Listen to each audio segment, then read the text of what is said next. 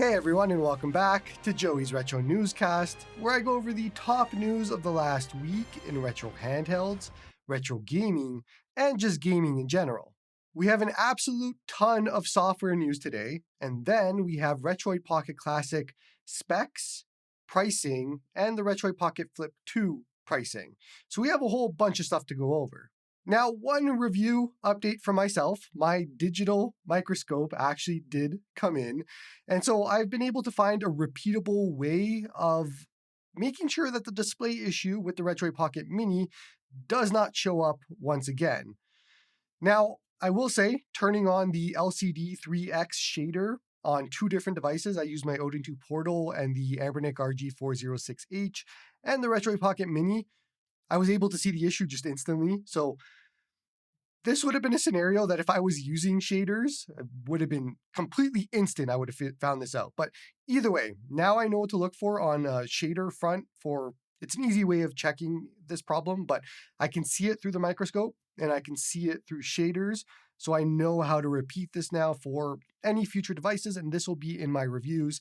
I might not always talk about it, but I'll let you know if it's a true panel in what they're saying. I feel so gross for using shaders. I don't know what it is. I hate shaders, but I'll do it for you guys. So let's get on to the news. CMU on Android finally got another update, and we are now at 0.1, with changes that even I don't understand.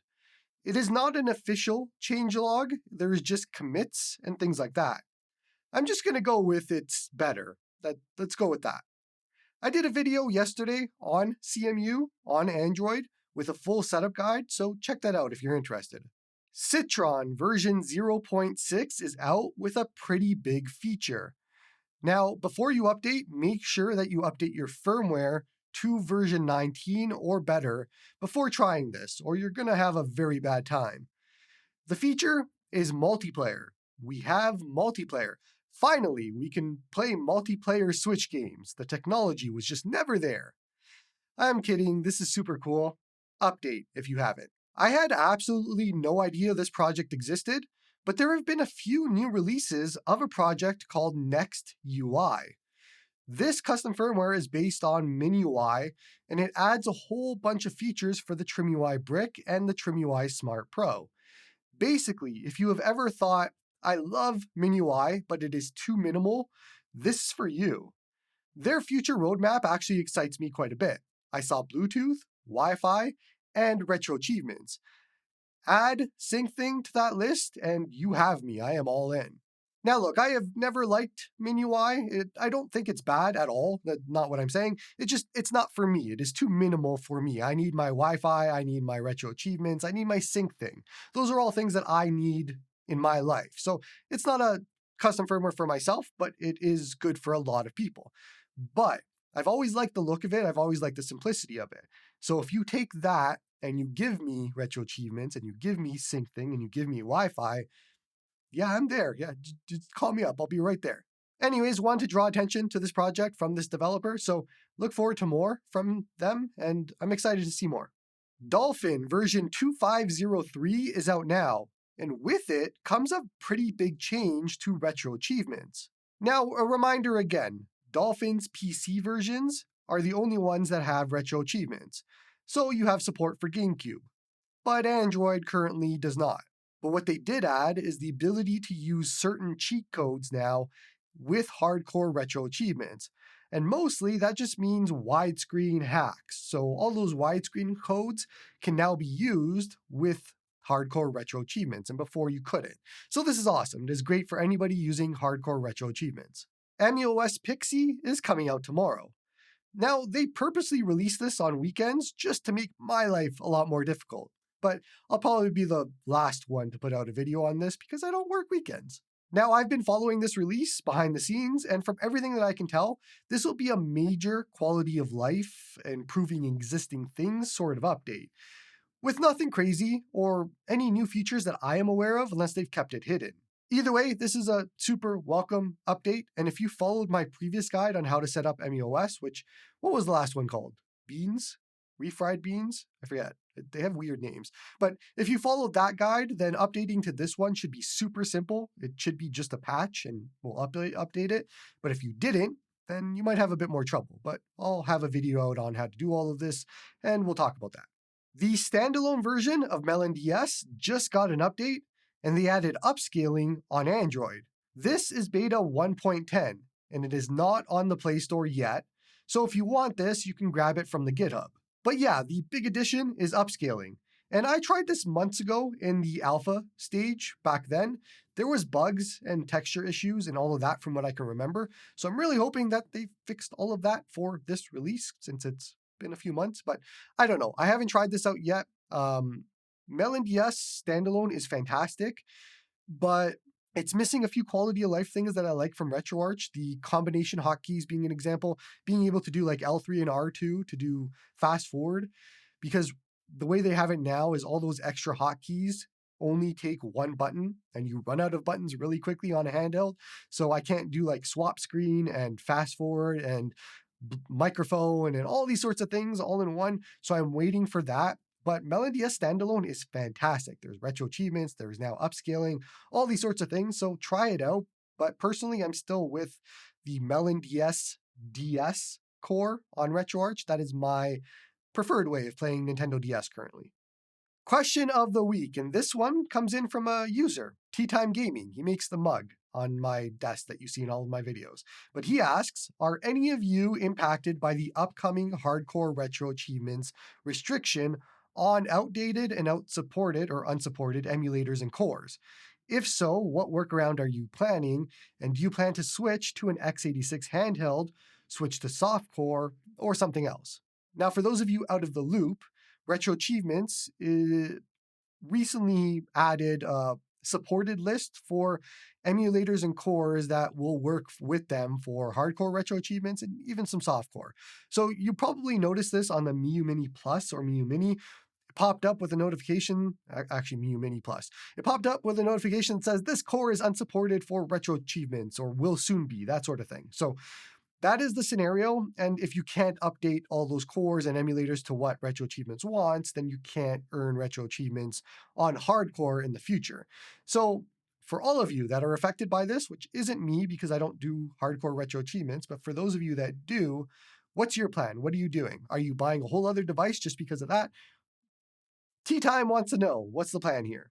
Okay, so we have gotten specs and pricing on both the Retroid Pocket Classic and the Flip 2. And I have notes here, so if you see me looking down, I'm looking at my notes. But we have no CPU information just yet. That apparently is embargoed, according to them, until March 17th, which is actually the day that this goes up for pre-order. So it seems like we will not know the actual processor of this device until the last minute, which... okay. Otherwise, we have 4 gigabytes of RAM, which is fine for no sticks, in my opinion, and what this plays.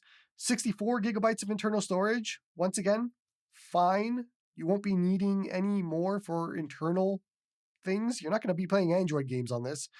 You're not going to have HD texture packs because you're not going to be playing GameCube and all that sort of thing. So yeah, that's fine. 3.92-inch 1240 by 1080 OLED screen, which is a 31 by 27 aspect ratio, and I believe it is the exact same screen that is being used in the iNeo Pocket DMG. No video out, which is a shame for many people, and you should be aware there is no video out on this. Wi-Fi 5 and Bluetooth, which is both great. Android 14, which is very interesting to see, but it shouldn't cause any problems for what this actually runs as far as scope storage and all that sort of thing. You're only going to be using RetroArch for the most part.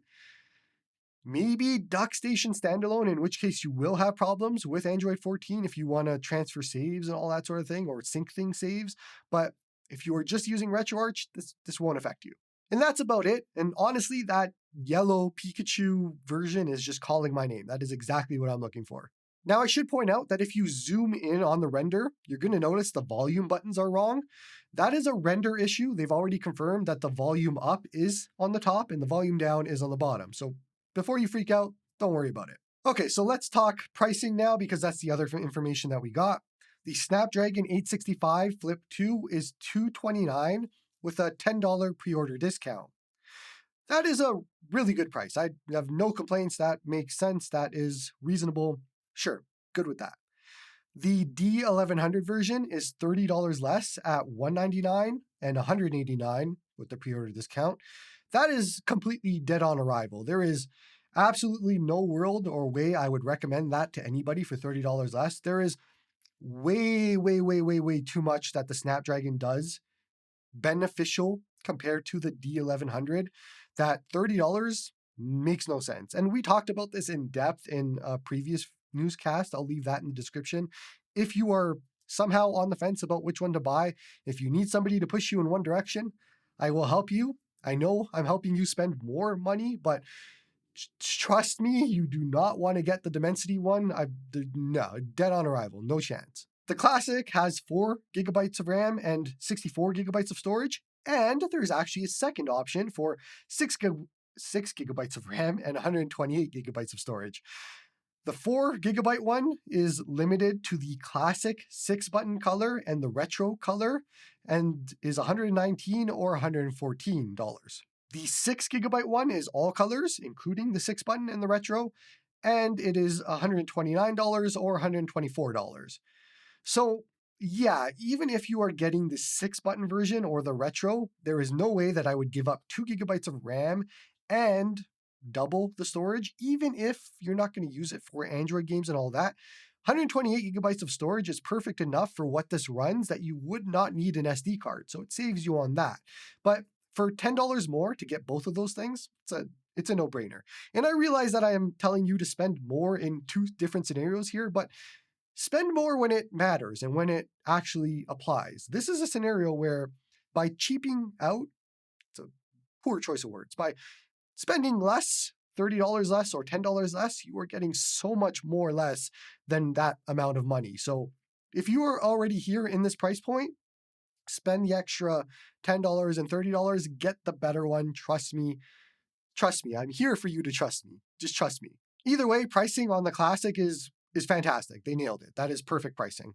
And we also have a bundle for the Flip 2 and the Classic for $358 regular price or $328 pre-order price. Okay, so this is absolutely the analog pocket for those that want an analog pocket without open FPGA, but they want Android, they want Wi-Fi, they want all that sort of thing. So from my perspective of exactly what I've been looking for years now, this is easily exactly what I wanted. $120 is perfect.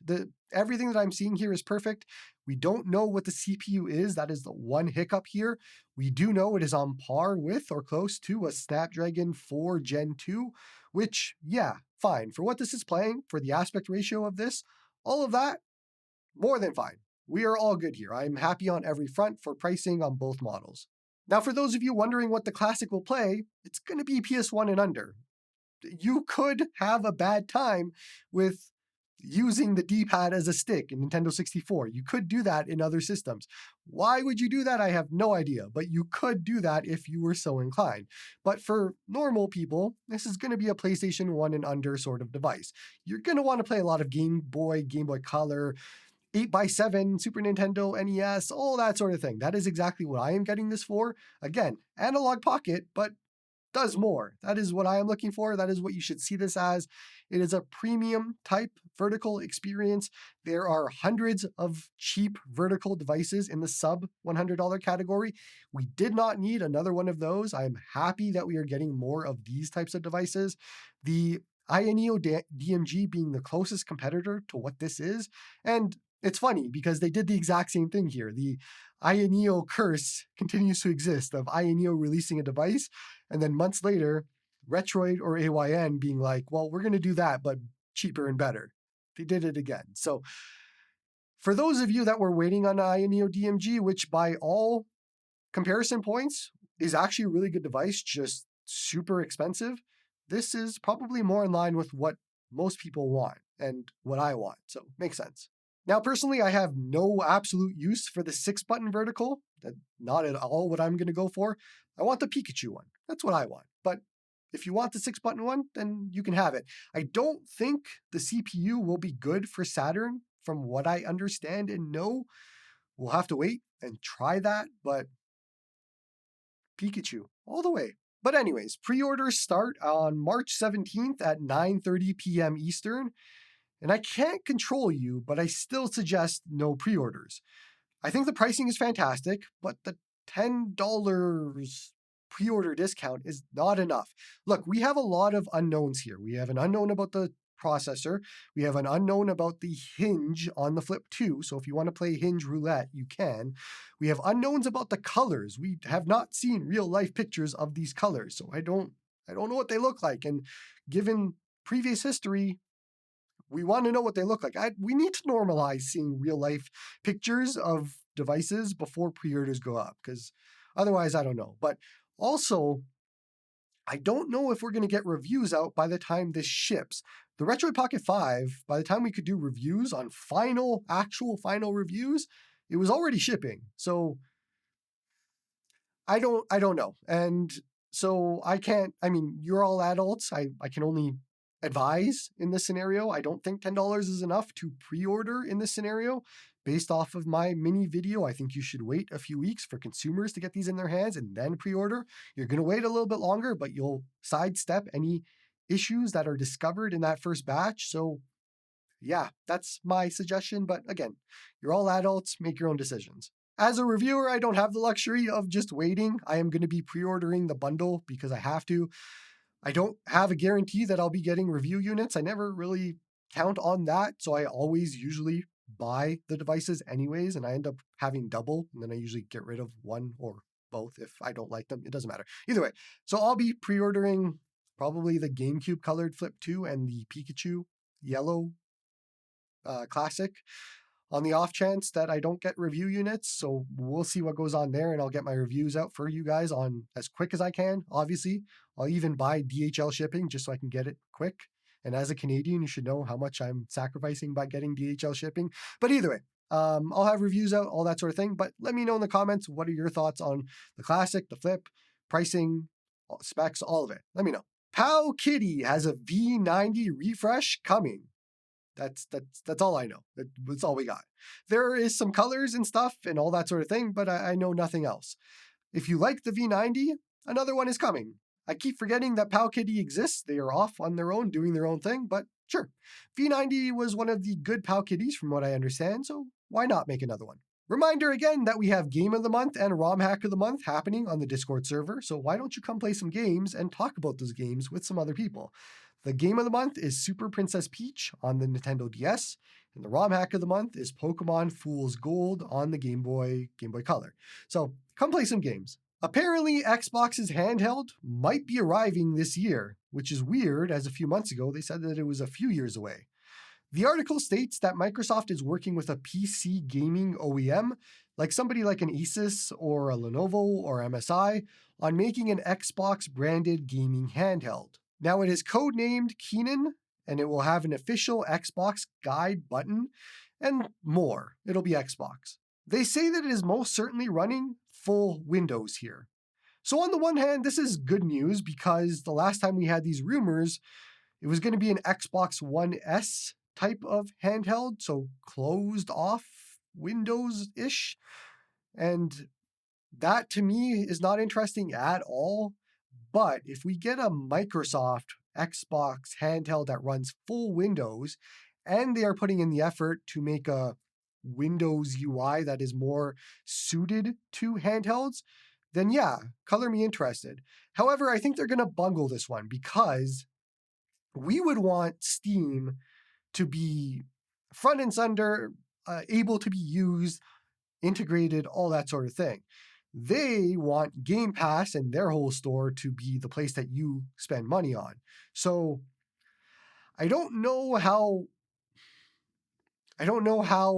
much it's going to be built for a everybody scenario instead of a, hey, you should buy this to play Game Pass games and buy games on our Microsoft Store scenario. But I'm interested in seeing it. Now, I saw some rumors that it is Asus making this handheld, which on the one hand, it makes sense. You would go to the most successful x86 handheld maker. Most successful Windows handheld maker, which would be Asus with the ROG Ally, ROG Ally X. So that makes sense, but also they don't need Microsoft. I don't think if they are making an Ally 2, I guess maybe they can make both in tandem, in which case, yeah, that's good for them. So yeah, you know what? On the one hand, it might not make sense, but on the other hand, sure, why not? If you have the resources to make an Ally 2 and Microsoft's gaming handheld, whatever that looks like, then sure, do it. I think that makes sense. Pigs are flying. Genshin Impact finally has controller support coming for Android, but it says Bluetooth only. I will wait before celebrating as a non-Genshin Impact player. I never understood how this was not available on Android until now. But if this does come, this is a fantastic change. This is great. Even if I don't play Genshin Impact, this is awesome because I know there's a lot of people that have been waiting for this, including myself. I would love to play a little bit of Genshin Impact here or there, or even test it on devices. But setting up on-screen button mapping, all that sort of thing for Genshin just sucks. So this is cool. What am I playing this week? Well, it's going to sound like a broken record, but still the same sort of games that I've been playing the last few weeks. So Pokemon Fool's Gold, Super Princess Peach, Pokemon Emerald Sea Glass, Fire Emblem and Darren Saga, that sort of thing. I know this is boring, me saying the same thing every week, but this is what playing games looks like. Sometimes you can't beat them all in 1 week, so you have to keep doing it. But I promise I will probably finish Super Princess Peach tomorrow or tonight. So we'll talk about new games next week. I promise you. Okay, so let's get into some Q&A now. Newscast@joeysretrohandhelds.com is the email address, or come join the Discord. There's a channel there for you to submit questions to. So you have two different ways, but let's talk about questions. This question comes in from Dave, and I watched your video on the Retroid Pocket Mini situation. I found myself agreeing with you, but on the topic of reviewers being too close to companies, do you think they're too close? Do you think you are too close to Go Game Geek, especially since you work with them a lot, and they aren't the cheapest or the best option for consumers, which you say you are for? This is actually a really good question by Dave, and I appreciate you sending it in. So I didn't announce this publicly. I've been talking about it on the Discord quite a bit, but I am moving away from third-party resellers for much of the same reason that you mentioned there, but also because I don't like being pigeonholed in affiliate links to certain companies or having to specifically say those prices for certain companies. And they've never come out to me and been like, hey, don't put any other links or things like that. But it always feels weird, right? Because they're the ones sending you the device. You have to give them something back, which means the link and the video, all that sort of thing. But so long story short, I will be buying pretty much every device going forward for review, which is not as bad as it sounds. It's going to cost me a lot more money, obviously, and I don't make that money back in a lot of scenarios, but it'll be better for me to do. And I think that makes more sense on my end. Now, one thing I do want to disagree with is Go Game Geek not being the best option for consumers or the best pricing, all that sort of thing. I think that is you probably being an American speaking. If you are American, then yes, I completely agree. Most scenarios, they are not the best. However, for even you as an American, for much of 2024, they were the cheapest option for Anbernic devices, even at launch. For some reason, they had some super pricing with my Joey code that made it an easy purchase because it was cheaper than Anbernic at launch. On top of that, for other countries, not America, they end up being the cheapest option. For Canada, they're a really good option. We don't get a lot of the AliExpress deals that you guys get. It always says not shipping to Canada. Go Game Geek with 15% off with my code ends up being really close to the AliExpress pricing, or somewhere in that range that it is good price. For Europe and people that have to pay VAT, taxes, all of that, they don't charge it at Go Game Geek. They have free shipping worldwide. Ends up being, in a lot of scenarios, cheaper than having to buy it. I had somebody on the Discord the other day that had to buy a Retroid Pocket Mini, I think, and they couldn't buy it from Retroid Store. It was going to cost them a whole bunch more. Go Game Geek ended up being the cheapest option for them. So I think get out of the bubble a little bit of America only.